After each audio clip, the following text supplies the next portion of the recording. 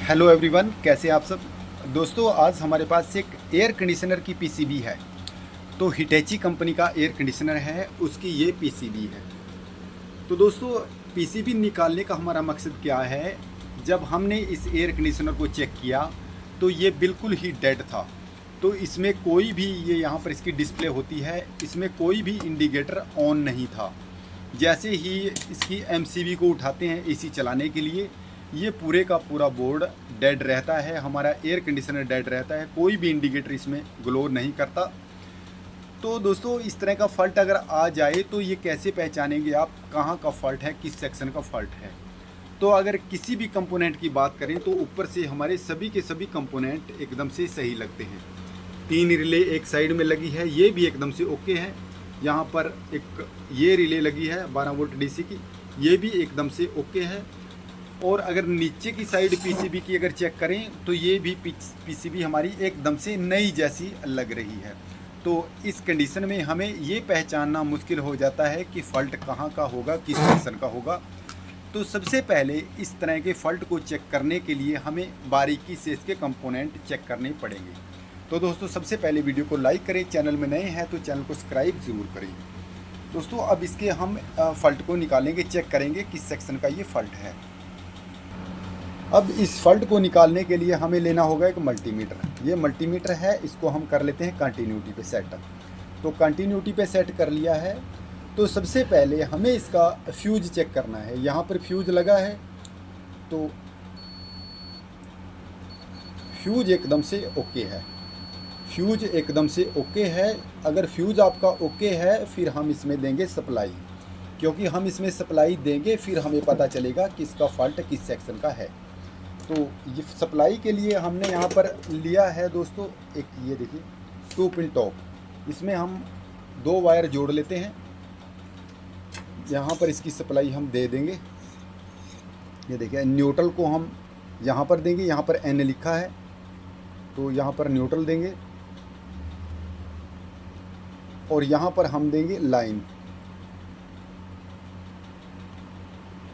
अब फ्यूज़ हमारा ओके है तो इसमें लाइन देंगे। तो ये मेरे पास एक सप्लाई का बोर्ड है यहाँ पर। अब ये सप्लाई का बोर्ड है, अब इसको हम मेंस देंगे। मेंस हमने इसमें दे दी है। अब मल्टीमीटर को हम 600 वोल्ट की रेंज पे सेट कर लेते हैं। तो अब एक बार चेक कर लेते हैं कि इसमें सप्लाई मल्टीमीटर में आ चुकी है, हमारे पीसीबी बोर्ड में सप्लाई आ चुकी है या नहीं। तो फ़िलहाल 240 वोल्ट के आसपास है ये सप्लाई इसमें आ रही है। तो यहाँ के बाद ये हमारा न्यूट्रल है, न्यूट्रल के पास एक पिन रख लेंगे। तो यहाँ से सप्लाई जाती है इस फ्यूज़ पे। तो यहाँ पर सप्लाई जा रही है, यहाँ से रिले है, सभी रिले में सप्लाई ऑलरेडी जा रही है।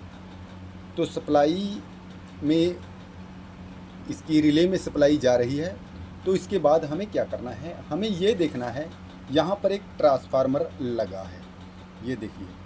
क्योंकि ये ट्रांसफार्मर जो लगा है इसको हम एक बार टेस्ट कर लेते हैं, इस सेक्शन में डीसी सप्लाई जा रही है या नहीं, ये भी चेक करना ज़रूरी है। ट्रांसफार्मर के पास देख लेते हैं सप्लाई आ रही है या नहीं। तो फ़िलहाल ट्रांसफार्मर के पास सप्लाई आ रही है। यहाँ से सप्लाई हमारी आउटपुट हो जाती है यहाँ पर। ये हमारा डीसी सेक्शन है। अब डीसी सेक्शन में हम देख लेते हैं 12 से 15 वोल्ट के आसपास हमारे मिल रहे हैं कि नहीं। तो फ़िलहाल डीसी सेक्शन में तो सप्लाई नहीं है। तो यहाँ पर एक डायोड लगा होता है इसमें। अब इसको हम चेक कर लेते हैं कि यहाँ पर ये शॉर्ट तो नहीं है। तो फ़िलहाल ये एकदम से ओके है। इसको हम निकाल के चेक कर लेते हैं और दोबारा देखते हैं कि सप्लाई यहाँ पर आ रही है या नहीं।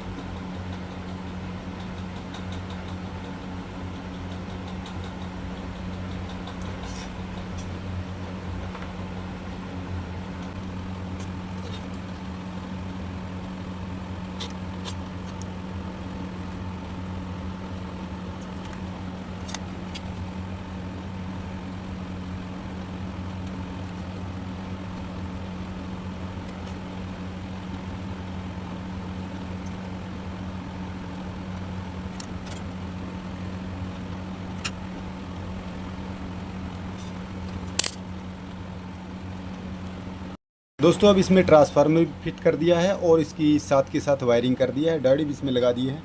तो अब एक बार इसकी चेकिंग कर लेते हैं। तो अब देखिए यहाँ पर जो इंडिकेटर है ये ग्लो करने लग गए हैं और रिले भी ऑन हो गई है। अब देखते हैं कौन सी रिले इसमें ऑन हुई है। ब्लैक प्रोब को हम नेगेटिव पे रखेंगे। अब यहाँ सभी रिले लगी हैं 3।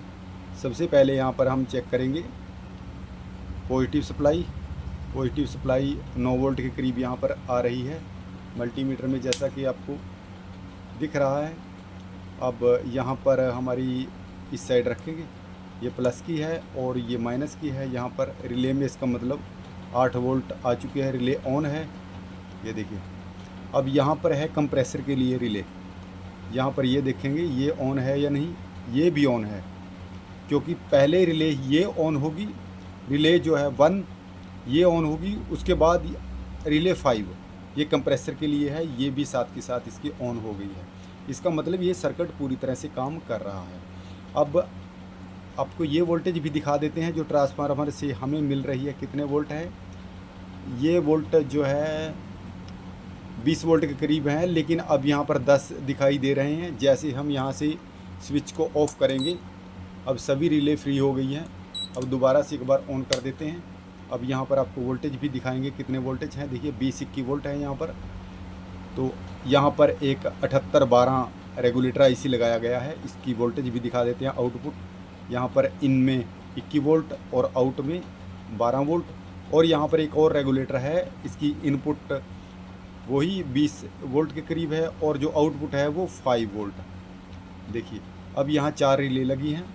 बाकी दोस्तों ये सर्किट एकदम से ओके हो चुका है। अब इस पीसीबी बोर्ड में कोई भी फॉल्ट नहीं रहा है। ट्रांसफार्मर हमने इसमें डाल दिया है, हमारे पास प्रॉपर ट्रांसफार्मर नहीं था, हमने इन्वर्टर के बोर्ड में से निकाल के ट्रांसफार्मर इसमें डाला है, ये देखिए। बाकी एकदम से ओके हो चुका है। अब इसकी हम टेस्टिंग करेंगे एयर कंडीशनर के ऊपर लगा के।